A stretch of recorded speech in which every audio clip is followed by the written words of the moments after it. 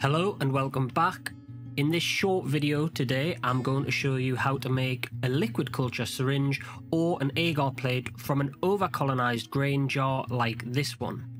As you can see, this jar is over-colonized. It was actually made about a month or so ago and I didn't manage to spawn it in time. I went on holiday, I came back and now it's over-colonized. This is just an example to show you kind of what an over-colonized jar will look like. You can see it's actually started fruiting inside the jar. There are only really a couple of reasons why you might want to do what I'm going to show you in this video. The first reason is if something goes wrong and this jar is the only mycelium you have left, it's too over-colonized to do a grain-to-grain transfer. If something happens and you've got no agar, you've got no liquid culture left, then you can kind of do a little bit of a recovery on this jar and go back to liquid culture and eventually agar. The second reason is you might just have a spare over-colonized jar and you think you might try this out for a little bit of practice, get used to the still air box and handling tools, building up that muscle memory and having just a little bit of fun. And if you ever have an over-colonized lion's mane jar that you can't spawn, there are far more effective things to do with it than what I'm going to show you today, but I will cover that in a different video. Okay, so let's get in the still air box and show you how to turn this grain jar into a liquid culture syringe. Okay, so inside the still air box, walls have been sprayed with soapy water, everything's been wiped down with alcohol solution. I've got 4 jars, 2 of them are over-colonized jars, 2 of them are sterile water. If you are making a liquid culture, you could just add whatever nutrients you wish to the water to create a liquid culture. First thing to do, take the foil off the top of the lids and organise the still air box so that the jars you're going to be using first are closer to you.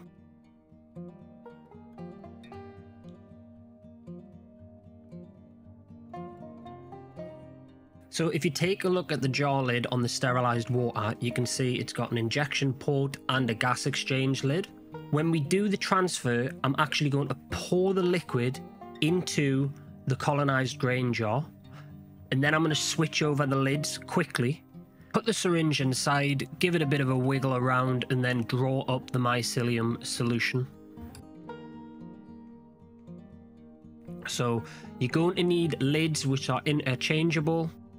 That means using either 2 of the same mason jars which have the same lids. Here I'm using 2 pasta jars which have the same lids. And what you want is the sterile water jar should have an injection port in the lid.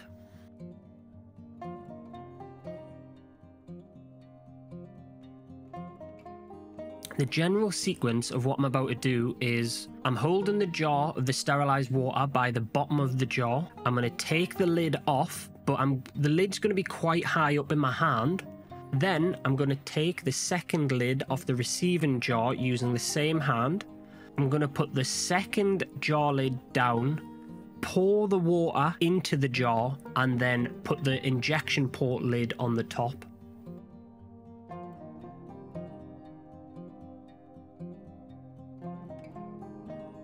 Finally, just secure the jar lid on the top of the jar, and then you can move on to assembling the syringe from the sterile packaging.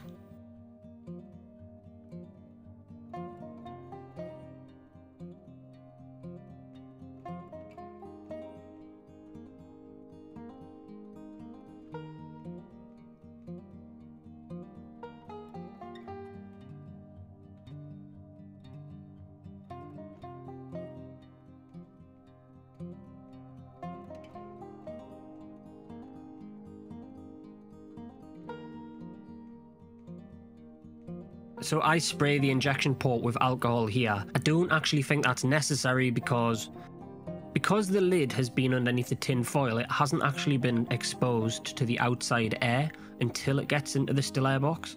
But for some reason I decided to spray the lid. I think I was just being a bit anal because the camera was on, but watching it back, I just don't think it was necessary.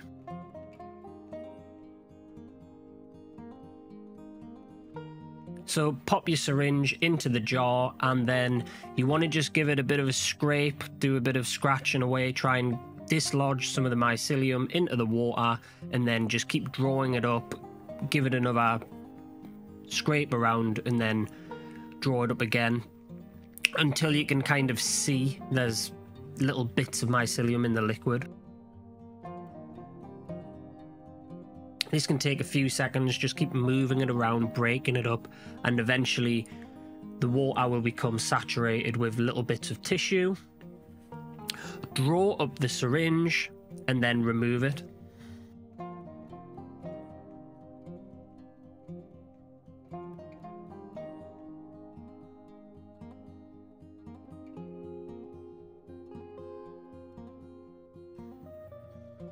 So I hadn't actually planned on putting this straight to agar. As I was doing this, I saw an agar plate out the corner of my eye, and I was like, oh, I'm just going to move it straight to agar now. So I go out of the still air box, get the agar plate, and very simply just remove the lid off the agar plate quickly, push a little bit of the liquid culture out, and then replace the lid as fast as possible.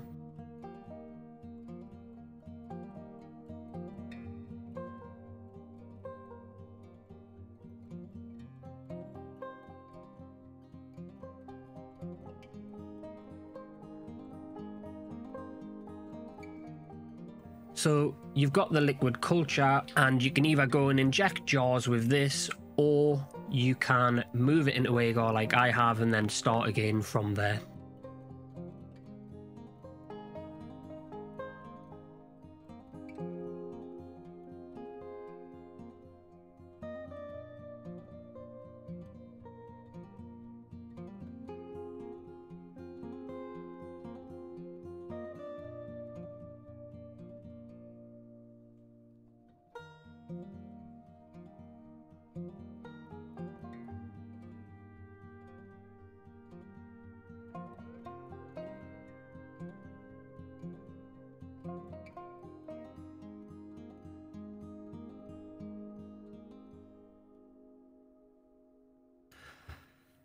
So this is what it looked like at 7 days, and this is what it looked like at around day 11. In the next video, I'm probably going to be inoculating a grain bag using this agar plate here. I'm not sure, it depends which one I get edited first. Like, subscribe, and I'll see you in the next one.